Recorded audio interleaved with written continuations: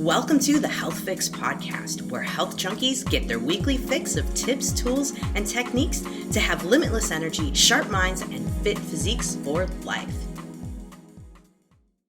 Hey, health junkies. On this episode of the Health Fix podcast, I'm bringing back Tiffany Flayton. She is the owner of Rock Bottom Wellness, a nutrition consulting company online that specializes specifically in thyroid conditions. Now, Tiffany created her business coming out of the depths of a thyroid cancer situation. She's now nice and healed and working on herself and has dedicated her life to helping others with thyroid conditions. She now also has a new program called the Fatigue Fix Formula that is for fatigued and worn out women who want to live a full, vibrant, and energetic life and thrive, not just survive. Now, who doesn't want to thrive? So of course, that's why you're here. And we're gonna be talking today all about evening rituals and why those are so crucial for your health. So if you haven't heard my podcast with Tiffany before, you will enjoy this one and wanna listen to my previous one. So let's jump in and get chatting about evening rituals with Tiffany Flayton.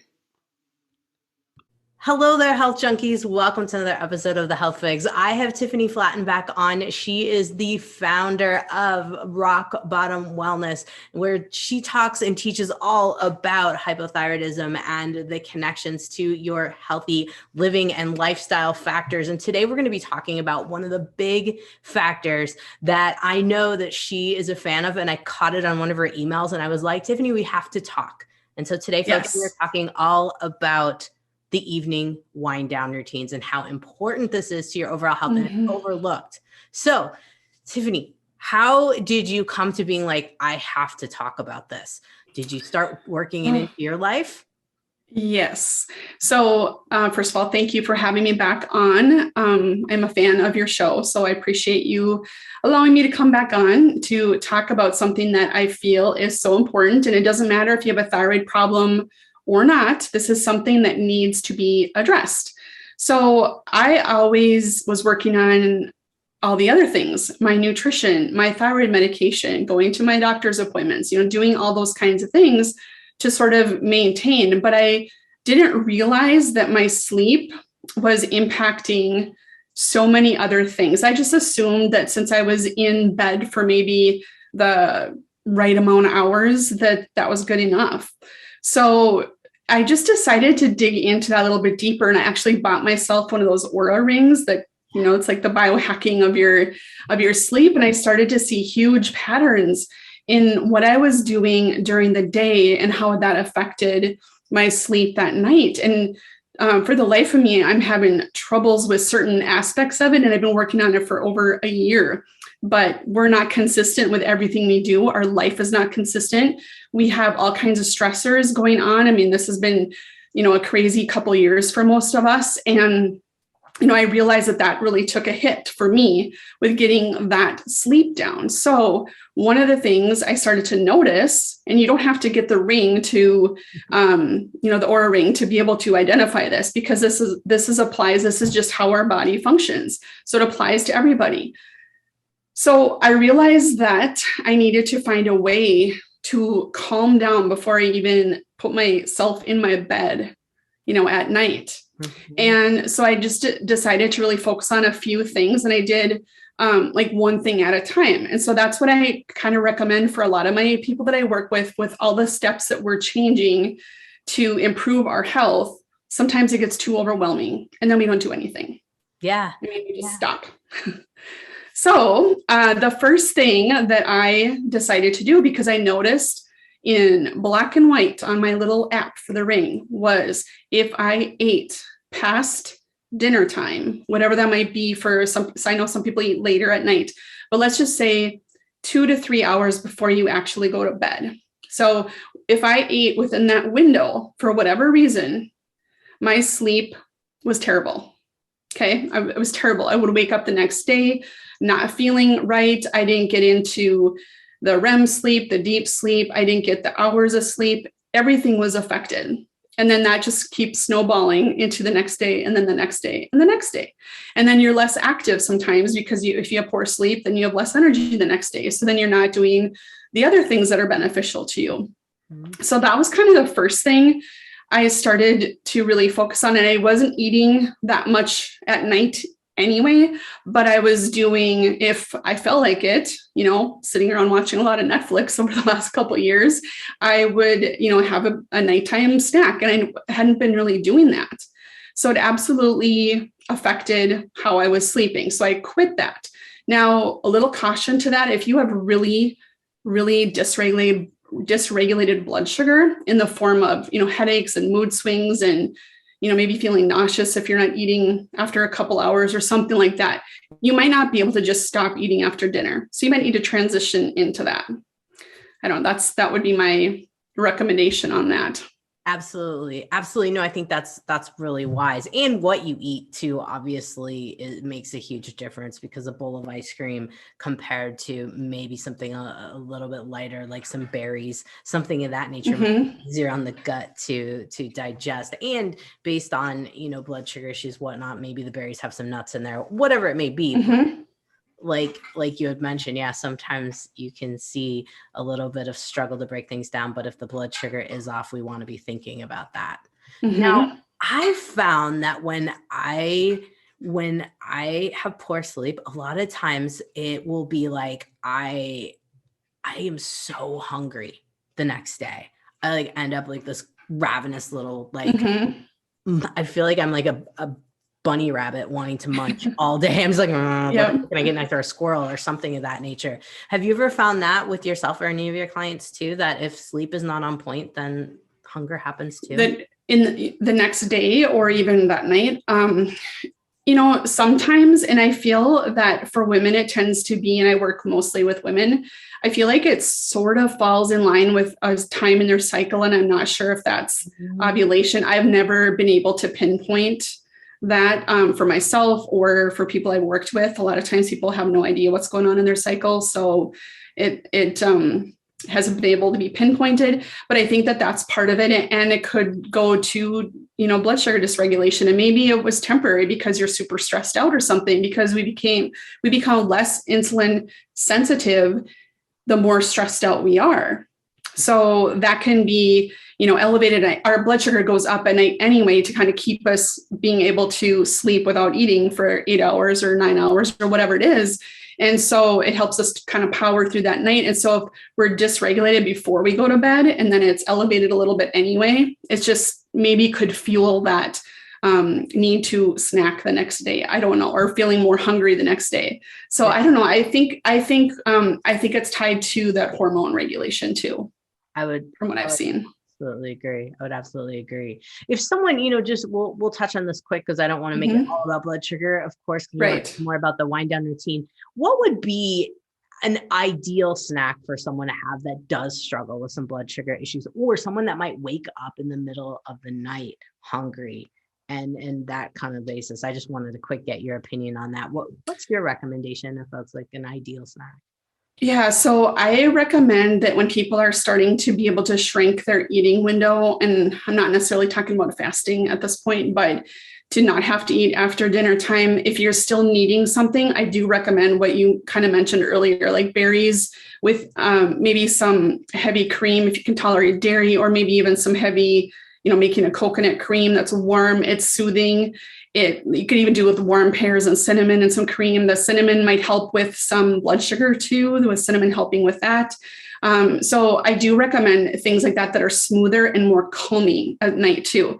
So back in my teaching days, and I cannot find the source on this at all, but it was always recommended, especially with little people in school, for the parents to give them nighttime, if they have a nighttime snack or a bedtime snack. It's not something that's crunchy and kind of making them more alert. It's like soothing and smooth and soft to help them kind of wind down, to get that brain slowing down a little bit. So that's the kind of stuff I have recommended to people. So for the calming part, and then for the blood sugar part. So that's kind of what I recommend. That's fascinating. That's fascinating on the soothing part and the calming. I don't think a lot of people, I have not thought about that. And in Chinese and, in the realm in which I play in a lot of that would make sense in terms of the stimulation, which is one of the big things that, in a wind down routine, we are wanting to reduce the stimulation to the brain. So those tortilla chips, Doritos, whatever, crunchy stuff, Yep. we might have in the evening. Yeah, it might be too Mm-hmm. stimulating more than the actual content of Exactly. destination. So Yeah, tell there's us, something about that. that's cool. That's cool. I like that. That is something that is unique. So what about in terms of some other things that you connected by either looking at the Aura Ring or just working on your wind down routine that you can tell us about that helped out? Yeah, so I just started to feel the need to stretch my body, where I needed to really look into, because I'd wake up a little bit stiff and I don't have, an injury, an old injury, anything like that. So I just started to notice that when I wasn't sleeping well, I don't know if it's from tossing and turning, I don't know if it was the way I was sleeping, but I would just wake up and feel kind of stiff. So I just decided I'm going to start doing some stretching, fascia rolling, things like that. Maybe some light yoga. I mean, maybe I wasn't doing like a whole yoga routine or anything like that, but oftentimes I would do this after I would shower. So my muscles were a little warmer. And, not everybody showers at night, and I don't all the time, but if I do, then I would for sure, get the benefits of stretching shortly after getting out of the shower and just do, calm, like 5 or 10 minutes, just really some stretches where I felt my body was tight. So I always have tight hips. So I'd sit in pigeon for a while and just switch it on and off. And I might sit and I might only do just that for 5 or 10 minutes, sit on one side or the other for 5 minutes and just really stretch. And rolling out the fascia is, I know some people say that that's not super beneficial. I think it feels amazing. And when I stop doing it, I can feel the tension build right back up again. So I like to do the rolling on, I have always really tight calves. And so I do that and also the hips. So that has helped so that when I get into bed, I feel just calmer already because I'm just loose, I'm stretched out. It just kind of calms me down because the activity isn't, some hardcore routine. It's not, again, stimulating. It's just more soothing. Right, right. Oh, I like that. Yeah, those are some of my favorite things to do as well. A little bit of like Mm-hmm. light yoga. I know a lot of people think yoga and they're like, oh my God, I got to put on like a yoga video or like, I got to pull up YouTube and do something. No, like, downward dog here, pigeon Mm-hmm. pose there, even forward fold, something super simple. Yes. Trick. Now, what do you use for your myofascial work? So working on releasing the fascia, do you use a foam roller? Do you use, Yeah, I just have one of those foam rollers. It's not, I probably need to get the longer one. I feel like I can do more things on it, but yeah, it's just a regular foam roller. And that seems to work wonders. I remember I was sitting there just feeling such a knot in the back of my calf muscle. And I laid down and just put my, found where that knot was. And I just laid there and rolled it out. And that was something that would wake me up at night. And you just don't realize where you have all this tension, just go on your day because it might not affect you every single day. You might not notice it until, it's a problem. And so I just remember laying there for like 5 or 10 minutes, rolling out that one little spot. And it was painful, but it got rid of it. And that thing is magic to me, I think. I mean, I feel like it works really, really well. Oh, absolutely. Absolutely. I love any type of manual body work and especially before bed. Cause if we think about it kind of in the similar stimulation, like we were mentioning with the no crunchy stuff before bedtime. One of the other things is blood flow. Like when we sit and we don't do anything overnight, right, sleeping, our circulation isn't moving. And so what we're doing by rolling stuff out, we're getting the circulation moving. Someone like priming the blood flow to move a little better overnight. Yeah. That's what I don't know if that's what makes it more relaxing when you actually do go to bed, but that totally makes sense that there's better blood flow. And I just noticed then there wasn't as much, muscle tension or pain, the following days for sure. So it just helped me sleep and it helped me feel better the next day.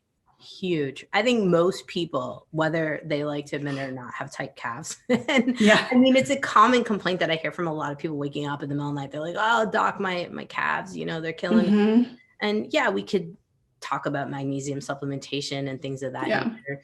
And one of my favorite ways of wind down routine is magnesium in the bathtub. But the sad part about it for me is getting me to take a bath is yes. Yeah. See, that would be ideal if someone could, because I'm with you. I do not enjoy baths at all. And so I think if people could do that in a nice warm bath with some Epsom salts and then stretch after that, that would be amazing. I think that would be really good for calming everything down before heading to bed. So for you bath people out there, that's a good thing. That was an amazing one. In fact, I'm going to do like a 30-day challenge here of magnesium, but I think I'm going to do foot soaks just because of not being able to get the motivation to be in the tub.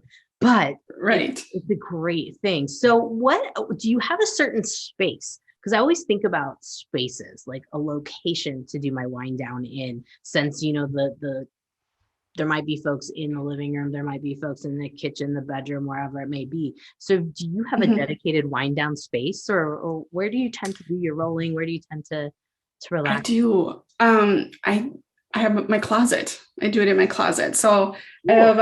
I have a nice walk-in closet. So I know not everybody has a big walk-in, that just in smaller, like if you're living in an apartment in a city life, a lot of times there's not that kind of space. And so that's where I do that. And then I'm alone usually, like my dog wanders in there all the time, but usually it's just me and maybe the dog, and I can just do my thing. And like I said, it only is taking, 5 or 10 minutes.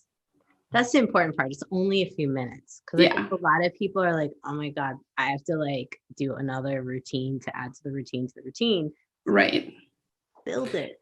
It's more of like switching your routine for what, people can give up watching TV at night or the news at night and getting rid of, it's sort of like the crunchy, like we talked about the food, getting rid of the stimulating and crunchy things in the form of, what you're taking in with the news or TV shows or whatever it might be that can kind of stimulate your brain too.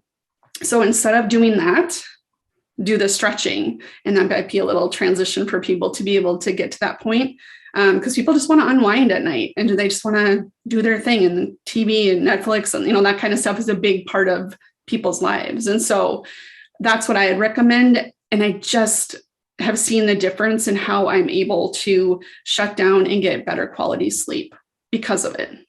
It makes sense. Mm-hmm. While we think that a lot of these TV shows and even the news might be mindless, that we're still getting those inputs and infecting us. Now, do you wear any of the blue blocking glasses or have filters on any of your technology, or do you like dim the lights in that closet of yours, or what do you got going on for that? How do you work with all that? Yeah. So I have, on my phone, I have the setting that it shuts down I can't remember what it's called. If it's the blue blocking, but it's essentially that is what's happening at a certain time of night. My screen protector has the blue blocking shield on it. My computer screen, the same thing. You can get a screen protector that is the blue blocking light. And I do have the glasses, and I have kind of misplaced them. So I'm not sure where they are at this moment, but I have kept them by my bedside. So if the, TV or phone or whatever is going, I can put those on and, avoid that. And I have noticed a ton with my eyes not being so tired from working all day on the computer screen if I'm wearing those glasses and being religious about that. So that is helpful. And I think just, again, trying to replace that screen time after, sundown, depending on the time of year, depending on where you live, if you can kind of shut down with the cycle of the sun, I think that really helps too, shutting that brain down. So instead, then at night after you're stretching, then look to getting into some reading. Maybe it's reading just for fun. Maybe it's reading for self-help. Maybe it's reading for, just entertainment, whatever it may be. And then, meditation, journaling, that kind of thing. So just switching off between those kind of activities instead of, again, the TV, which keeps me more alert. It's stressful. I mean, I can watch mind numbing shows and have don't need any brain power to understand what's happening. And it causes me, I can feel anxious just listening to the people fighting or whatever it might be. And that's really a bad way to go to bed. So yeah. No, I've had the same kind of thing happen to me where horror films, forget it. I can't watch anything scary because then I'm going to be amped up. But even like the, police shows where you're like, oh my gosh, what's going to happen next? Oh, I don't want that person to die or whatever. You get like, I'm involved in this. Like, Yes, you Wild. get completely involved in them somehow, take it on. So yeah, it's a good way to use that cycle of the day and do the things that are, different than what you have been doing. Most people do watch TV at night, and, especially in the darker winter months for people, we're then exposed to that blue light till, maybe 10 o'clock, 11 o'clock, and it messes with our circadian rhythms and keeps our melatonin from being produced to help us wind down. And so, yeah, it's a process, and you can do one thing at a time. You don't have to do all three of these things, starting tonight. You can start with one thing, get it a part of your system or your routine, and then add as you go. I think that's huge. One thing at a time, because I know a lot of people will try to like bite all of it off at once and be like, all right, we're gonna like do this whole thing. Same thing goes with diets, whatever, the whole line in that case. For sure. Now, you're in the thyroid realm, and I like to go a little more specific into that because I know you do testing and I know you're looking at certain things, and I don't know if you've had enough time to kind of see with certain folks in this department. Have you seen that when someone starts to get a good evening routine down, and maybe you could speak to yourself if you've looked at any of your recent thyroid labs, does it bring the antibodies down? Have you seen any thyroid antibodies coming down or thyroid levels kind of regulate, regardless of whether someone's on meds or not? Have you seen any changes there with that? What I feel like I've seen, it's a little bit more indirect than that. I see on their micronutrient panels, they have usually, if you're someone who's a little more tired and wired and has poor sleep, there's usually low levels of B vitamins across the board, specifically pantothenate, which is B5. There's usually, and someone who considers or calls themselves stressed and anxious, or I can see that in them, their B5 is usually deficient. Okay. Then their serine is also usually deficient, which totally ties in with the B5, with how, what it does in the brain to help us calm and soothe and that kind of stuff. So once I feel like that stuff is corrected, and then of course, looking at diet, looking at foods to help up those nutrients, and then deal with foods that are anti-inflammatory. I think when the stress levels go down, either nutritionally and by doing lifestyle type of things, then I feel like the antibodies follow because you're reducing the stress, you're reducing the inflammation. Yeah. So I feel like it's a little more indirect. No, I would agree. I've seen some of that change too when people really get hammered down on the stress management side of life. And folks, we're talking about antibodies in terms of the anti-TPOs. So these are for folks who have Hashimoto's, so autoimmune thyroid conditions. Anti-TPOs and the thyroglobulin antibodies will come down with some stress management. But like Tiffany said, I also see like the nutrients and things, we got to dial that in a little bit too. Now you're using the Vibrant America micronutrient, or are you doing Spectracell? Mostly Spectracell. Okay. Yeah. I have seen too with people with high levels of antibodies, and I'm talking 600 or more.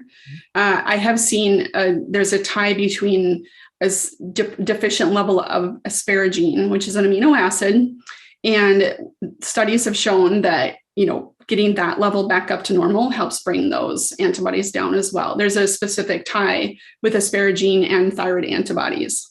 Ooh. So that's kind of an obscure nutrient, that we don't really think of. I mean, and so if people like asparagus, make sure you're, including that in your diet. There's other things, of course, too. But so it's interesting, all the connections and ties and the things I've seen over and over now on repeat. That is the beauty of doing the functional labs. I love seeing that connection kind of open up. I did not know about asparagine. That one, that's cool. We always think of selenium, we think of zinc, but we don't necessarily think of asparagine. I've never thought about asparagine in my life until looking at these labs with regard to thyroid antibodies. No, that's fascinating. So what else has asparagine? So, I mean, obviously folks, are probably like, okay, I can eat some asparagus, or they're like, oh, asparagus is gross. But like, what else could we tell them to work on in this case?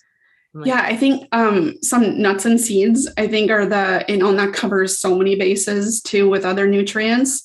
And again, I think leafy greens too. Some leafy greens, again, covers a lot of the bases, things that are helpful to us with a thyroid problem. So that's kind of the basic things, but I don't know why asparagus, of course, always just stands out to me. And we talk about more of that specifically in consultation, of course. But yeah, off the top of my head, those are places to find it. Wow. So cool. So cool. So I have an Aura ring too. You've talked about having one. They're fascinating to look at. And a lot of times I think folks are feeling like, do I absolutely need that? And like you said in the beginning, you're like, you don't need to spend the money on that to see things. What would be if someone's like, do I really need an evening wind down routine? And if I really put one together, and like you said, starting with one thing at a time, what would you say like would be the number one thing for them to try? If they're going to try one thing, what would you have them do for that wind down? I think out of the three things that I mentioned, I would think the blood sugar management by not eating at night, because I mean, it causes your body to have to deal with the digestion. It could cause some blood sugar dysregulation if you already have that, so especially if you already have that. And I think that that's the first thing to get in check for sure. Yeah. No, I would agree. It seems like really we can get the digestive system to not have any more stressors, and then messing with melatonin, and cortisol levels overnight, it does seem that would be the way to go. Now, you did mention some consults with you and looking at the micronutrients and things of that nature. Would you tell folks a little bit more? Because I think we're going to have a lot of people that are in the thyroid, because I'm going to put this out as thyroid, looking at thyroid, but also lifestyle stuff in general. But could you tell folks a little bit of kind of your programs, what you're up to right now versus one-on-one versus group, and how the testing kind of comes into play and how they can utilize the testing to get more information about themselves? Yeah. So I do work one-on-one with, people who want to have that, one-on-one attention. And so usually I do sort of a wellness testing package, which includes, hormones and nutrition. And then a lot of times they have their lab results for their thyroid from their endocrinologist. So we go with that.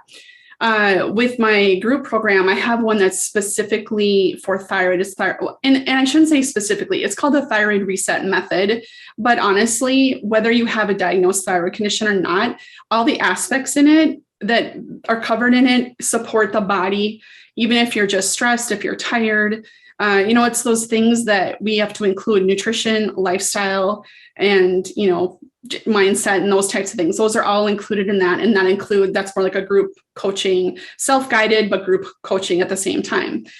So then when people want to get deeper into their nutrient status at the cellular level, then they can add that on if they get to that point. But a lot of times they can get enough relief by going through the program, and then they kind of do that later to sort of see what what more they can do to feel better and fill in the gaps. And so what that looks like when someone finds their cellular deficiencies of these nutrients, what we do is look at how we can replenish them with sometimes like therapeutic levels of supplementation, because a lot of times our food supply, or even what people are eating or willing to eat or have the time to eat or how stressed they are, whatever that might be, it's hard to replete those nutrients with just food sometimes. So again, I start where people are and then make recommendations accordingly. But the whole time underlying, we are adding in foods that will cover those bases of those deficiencies so that food can take over for the supplements. And so that looks like, depending on the deficiency and severity of symptoms, would be from 4 to 6 months. So after that, people are resolving symptoms, they're feeling much better, and then they can sort of carry on with a healthier diet. And it's not like a diet plan and you do this for 6 months and then just do your thing again. It's like you're completely learning about how your body responds to these things, and then understanding, once you, for example, have resolved your anxiety or you have been able to sleep better. Okay, how am I eating? And tying that, connecting all the dots between what you're doing, how you fixed it nutritionally, and then how your symptoms are now. And so that it's a process that people go through, but it doesn't have to take long. I mean, I have people who will report back in 2 to 3 weeks after starting with just like the basics of getting going and, starting working on those things that we're, depending on the person, of course, depending on those recommendations, and they're feeling better in 2 to 3 weeks when they've maybe felt terrible with fatigue or headaches or whatever it may be for 10 years. Yeah. And that was my story, actually. So that's awesome. No, I find that to be quite true. And I'm glad that you mentioned that you don't have to have a diagnosed thyroid condition, because here's the thing. Most folks with fatigue, most folks who are struggling, even with sleep, just energy, little weight gain, things of that nature, likely your thyroid is off. And right. your labs might not show that. And your doc might be like, nope, thyroid's totally fine. And in some cases, as we've talked about in previous podcasts, like people can go years and years and nothing gets changed. But in this case, you know, we all have our own intuition. Mm-hmm. We know, like, inherently, like, dude, doc, something's wrong with my thyroid. I swear, if that's like the message coming up for you, Tiffany's your girl. Close. Yeah, it's true. Thank you for saying that, because it's so true that we can get tested. I mean, I've had people, and at times I felt it to be a little insensitive since I was going through thyroid cancer and had it removed and struggling like crazy for years and years to get that all figured out after the thyroid removal, hoping and praying that I wish I had a thyroid diagnosis. I wish so badly they say I have X thyroid condition, whatever that might be. And I get it, because I mean, I was there too. But what that means is that they're saying that they have all these symptoms. They do a functional or a conventional lab test, and the range is so big, and they're like, oh, you're falling into the normal range, or you're just a little bit out of the normal range. You're fine. Don't worry about it. And they still feel terrible, and they don't get the help. So it's really important to know that there is like a conventional range. There's a normal, quote unquote, normal range. And then there is an optimal and functional range, two very different things.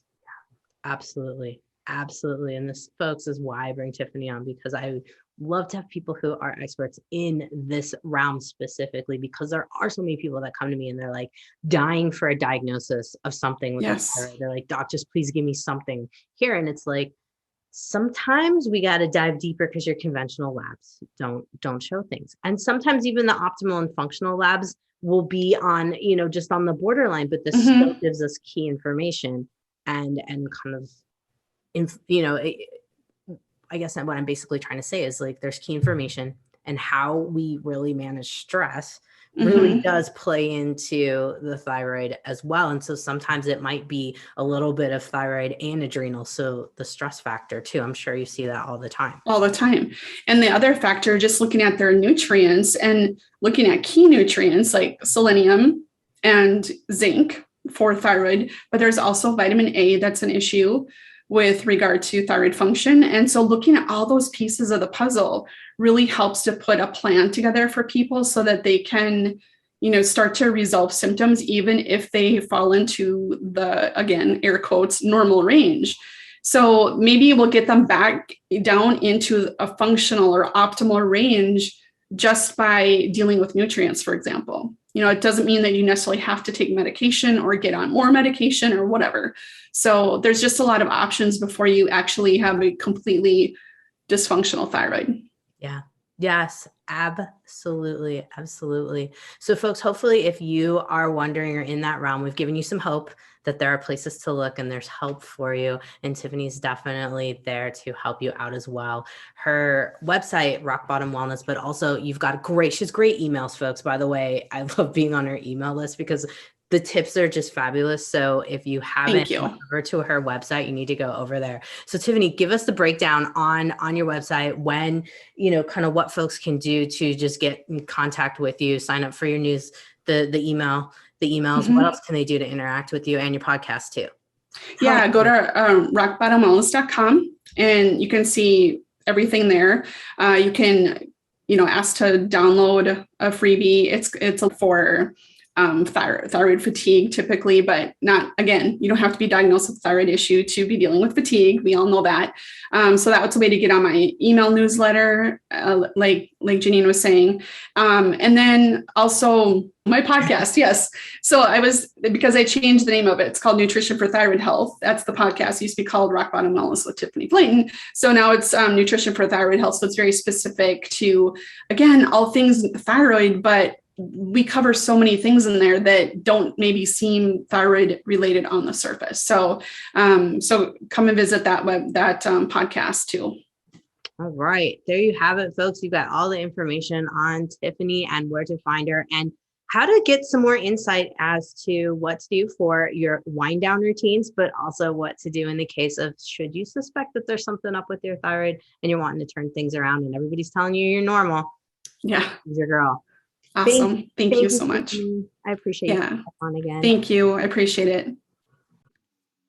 Hey, Health Junkies, after listening to that podcast with Tiffany, maybe you're interested in working with her. Well, you can schedule a 30-minute free call with her to see if you guys are a good fit. Head over to thyroidbreakthrough.as.me/, and you can schedule that up and see if you guys are a good fit. Now, if you're wanting to head straight for jumping into working with Tiffany, heads up, since we recorded the podcast, she changed the name of her formula. It used to be called the Thyroid Reset Method, and now it's the Fatigue Fix Formula. So if you want to jump in and just get started working with Tiffany, you can get a discount by entering Health Fix 500 for $500 off the program. That's Health Fix 500 all smashed together, and you can get that 500 off just for listening into this podcast. And keep in mind, her program is called Fatigue Fix Formula, and she mentioned, unfortunately, Thyroid Reset Method on the podcast before this. So here it is, giving you the code now so you can jump right in.